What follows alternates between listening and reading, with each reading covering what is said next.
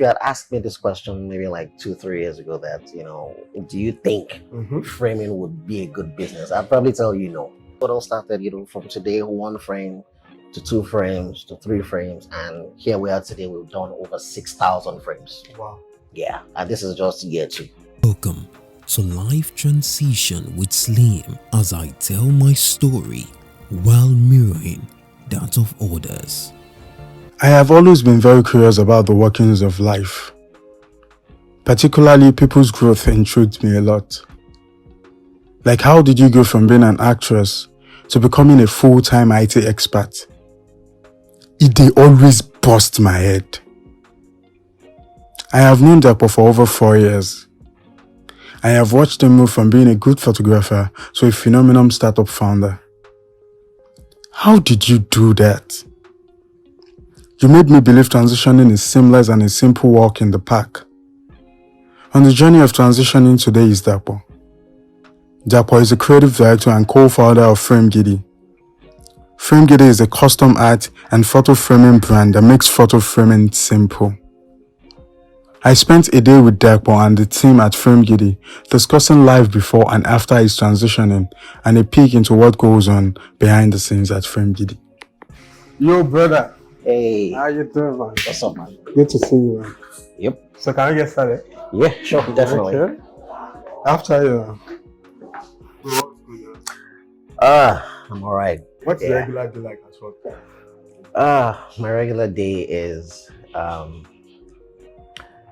quite busy. Okay. Pretty much what I come here to do is to ensure that everybody does their job properly and everybody does it well.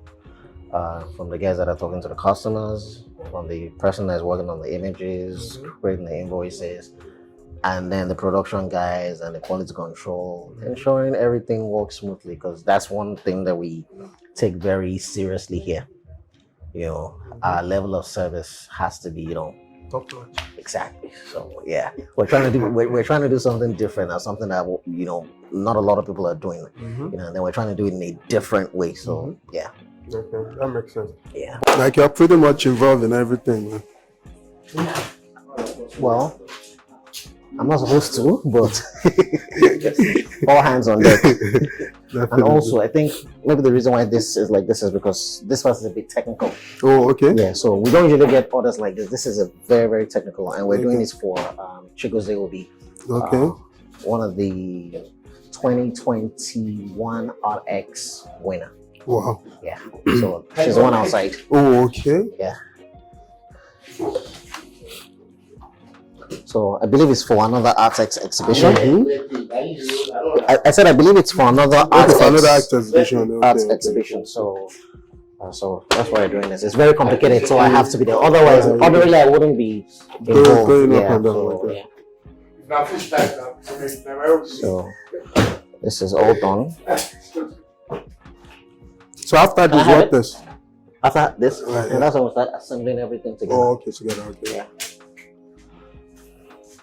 See how many hours we've done just to cut all this window as if it's construction we're doing.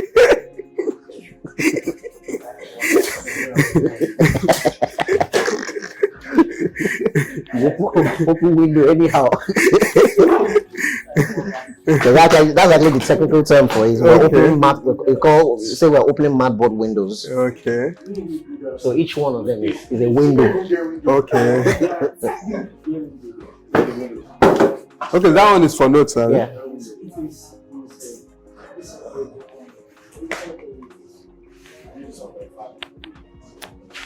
Let's look at that board. That board is filled. That's work. That's literally work.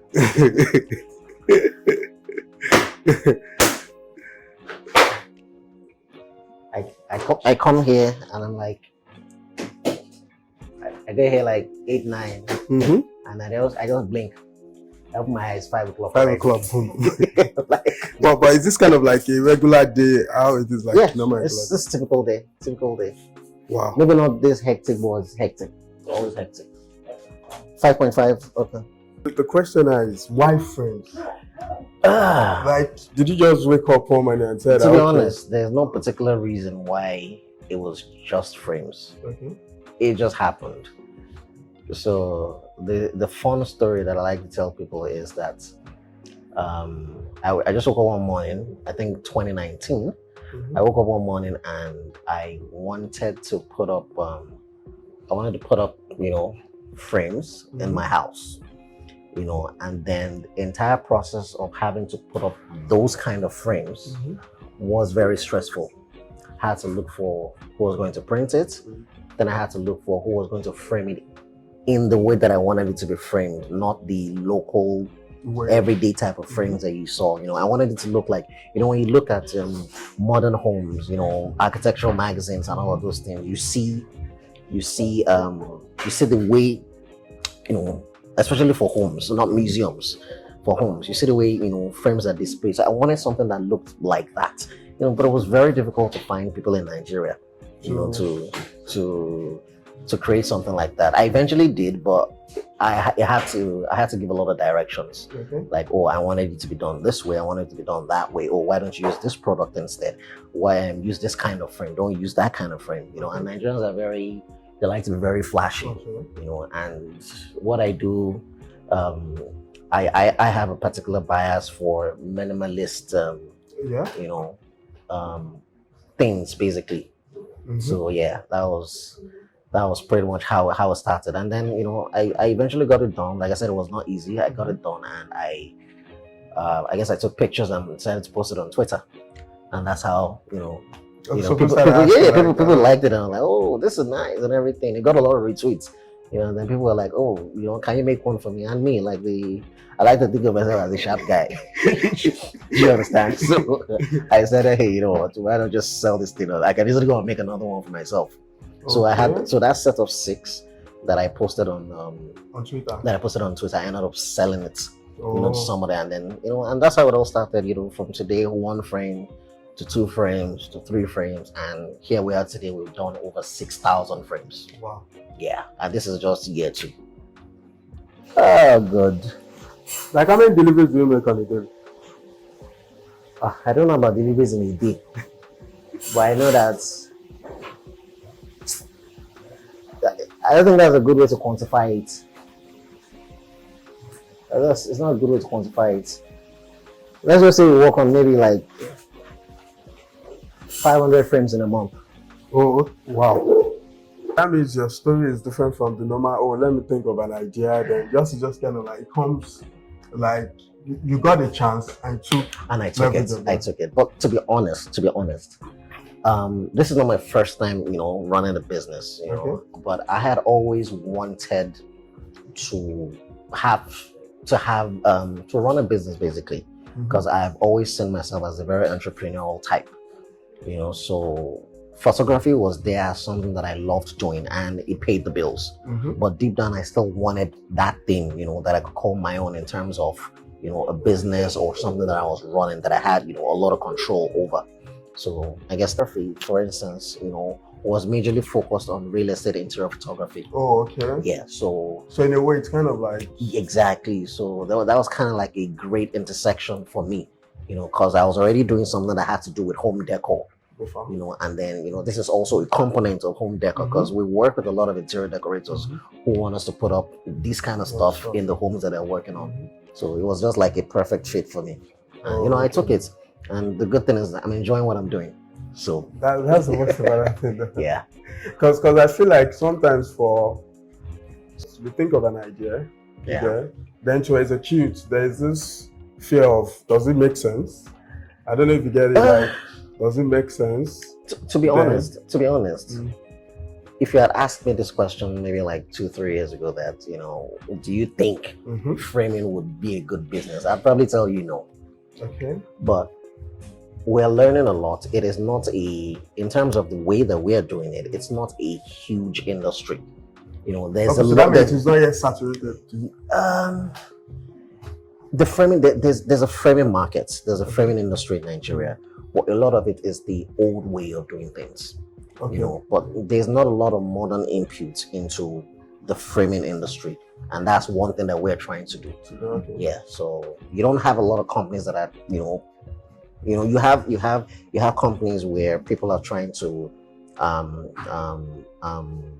standardize, an industry in some new or innovative way, and that's what we are trying to do here. So we have decided that, for that industry that is largely unorganized, let's give it some form of order, let's give it some form of structure, in a way that people would be interested in associating with this, and also it makes it easier for them to get framing of their personal items, loved ones photos, and literally anything. So yeah, one thing we like to say here is that we can frame anything as long as it's not breathing. Yeah. That makes sense. Yeah, so if it's not alive, if it doesn't have a heartbeat, yes, we can frame it. For all the materials you are using, Yeah. did you go for a special training to know about what makes YouTube. wow for you? Yeah, man. Every damn thing. Like 90%. Wow. So to the machines, to And so that's why I said 90%. So the rest of it is watching. So before we started producing ourselves, we used to outsource to someone. So that someone, I literally used to just sit and watch. Okay. And me, I'm that kind of person. Once I watch, if I can watch like 1 week, I don't know everything. I don't know everything completely, but at least I know enough to. So, because I was curious, like, if anyone wants to start, you need to go to. So right now we even do trainings for people. Okay, do trainings for people. We do trainings for people. Yeah. So if anyone wants to start a business, they can do training for them. Yeah, I mean training as regards framing. Framing, yeah. Okay. Does it come with any cost or? Oh yeah, definitely. You train for free. even the tutors are laughing. They're laughing like, oh, what the fuck is this guy saying? Is this playing? So, do you think transitioning is worth it? And what was it like? Transitioning. Oh yes, it was definitely worth it. At least for me. Okay. I keep saying at least for me because I don't know. I believe that my experiences are very, very peculiar to me. So that's why I keep saying for me all the time, because it might not be exactly the same thing for other people, but at least there are some, a few processes here and there, few things that might be.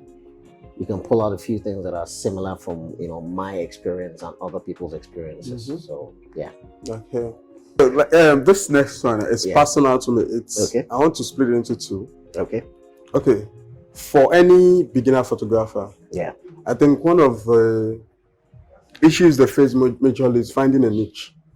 Okay. Starting out, it might look easy, like I have passion for photography and the likes, but then finding their own niche might be kind of like there will be a difficulty in it. Now, how do you what advice should you give in finding that niche? Then how do you turn that into business for you to start making money? Okay. How, if you're going to look through your own journey, how did you go about it and how was it profitable for you?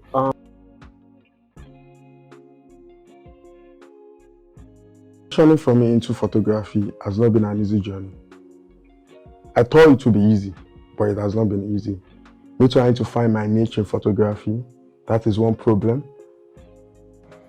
So when I started out photography, I pretty much used to do everything. Okay. Portraits for people, baby photography, which I hate. God, I hate baby photography. The guys that do it, they're superheroes. To be honest, they're superheroes. So like I said, I've tried out, different kinds, but real estate interior photography felt like, oh, I'm home. Okay. Like, this is where I'm meant to be. So first off, it was for me, yes, this is where I'm most comfortable, because I can be a bit introverted. Okay. I'm not very, good with interacting with people. Of course, when I have to, I will definitely interact. But if I had my way, I'd rather not. Okay. So yeah. So it just felt like shooting homes and nice looking spaces was doing it for me. And then I researched about it and I realized that not a lot of people were focusing on it. Okay. And I started doing it and I think I was doing quite well at it. I still think I can do very great at it. So I decided that, okay, you know what, I'll be great at this because there were not a lot of people who were doing it great. Okay. I could probably mention just maybe like 3 or 4 people that I personally know. Okay, so you feel it is not too saturated, people can see. Yeah, it's not too saturated. So for other people trying to find a niche, first off, I'm just like, let's know what motivates you to start with. There's nothing wrong with being financially motivated, yes. But at the same time, I just feel like don't compromise that because photography is a creative thing. So it gets to a point if you're not doing it because you have like that particular interest in that creative process, it becomes very monotonous and you're not improving, you're not, it's just not a good road to go down. Beginning, it might not seem like a great thing, but you never know how well people will, latch onto it or people will accept it. Okay. Yeah. So for me, I believe a lot in learning and experimenting. Okay. So we experiment with a lot of things. Before going into real estate photography, I didn't know that I would like it. It was just something that, let me try my hands at it, let me see. So a lot of it is experimenting. And then if you see that one thing that you're doing is not particularly giving you much joy, you can already tell. For me now, shooting people, yes, well, of course, you get the money, but I don't think I had like a lot of creative joy. I didn't find a lot of creative joy in doing it. You understand? So for me, that's how I found that niche that worked for me. So for other people, it just means experiment a lot and experimenting based on where your interests lie. There's so many categories: baby photography, conceptual photography, real estate, portraits, weddings, sports. Do you understand? There's like so much that you can do, and whatever it is you're doing, just have that mindset of I'm going to be the best at this. You might not end up being the best, but that drive, that thing of I want to be the best at it is just enough to push you through. So if you wake up literally every morning with that mentality that this thing I'm doing, I have to be the best at it. So it's pretty much what brought me here to Frame Giddy.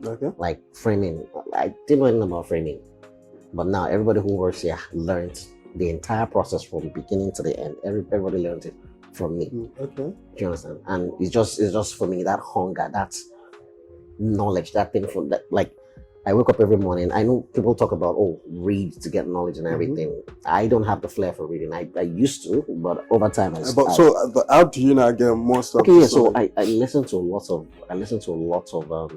I watch a lot of educational stuff. I listen to a lot of educational stuff. So for me, it feels like eating. So I don't. It is not a chore. It's not like I have to read or I have to watch 2 hours every day of this kind of stuff. No, for me, it just anywhere I can access that information, new stuff, especially pertaining to my creative side. Maybe not all the time, but in most cases pertaining to what I do. I always want to know more about it. And over time, as you do that, you just wake up one morning and realize, crap, I think I'm like fucking good at this thing. So that feeling. Exactly. Okay, so to the second phase. Yeah. And that one is personal to me because I'm an entrepreneur. You seem to be getting a lot of personal questions. Yeah, definitely. I'm an entrepreneur too, and I have my own brand. I'm running a fashion brand. Okay. But what I want to learn from you is that in terms of the marketing part, apart from words of mouth and referrals, what marketing have you done that has worked for you that you feel like if other people do it, it will definitely work for them? And also, anyone starting up, what advice would you give them so they won't make the mistakes that Though they will make mistake, that one is normal. It's normal. But then it will reduce the number of mistakes that you're making. So what final advice should they give anybody that is starting out? Like, okay, you do it this way, and then it should definitely. Okay, so Frame Giddy, a lot of heavy digital marketing has gone into, publicizing what we do. So digital marketing, we do a lot of ads on Instagram. We do a lot of ads on Google. So those two things. Or which one works better? Is it the Google or the Instagram? Because I know Instagram now, the algorithm, even in terms obviously, Instagram is a lot better because you have is a visual platform, and what we do is things that you need to see, so it helps a lot. Google, in terms of search, people are looking for stuff, so there's a lot of digital marketing that goes into that, and ensuring that. So those two channels are the things that we prioritize here, Instagram and Google. We don't joke with them. If you go to our Google page, for instance, and you see over 200 reviews from past customers, over 200. There are not a lot of companies in Nigeria that pay attention to those kind of things. And those are the things that help people that are looking for your service. It brings them closer because, I need to read what a lot of people are saying. But when you don't have a lot of reviews, it feels like you're just another one of them. But if you want to stand out, you have to definitely be doing something. Also, like I said earlier, be the best at what you do. Every day here, we're improving. What we knew, our level of expertise, everybody here, especially our guys in production, level of expertise increases every day because we're learning how to do things in a different way.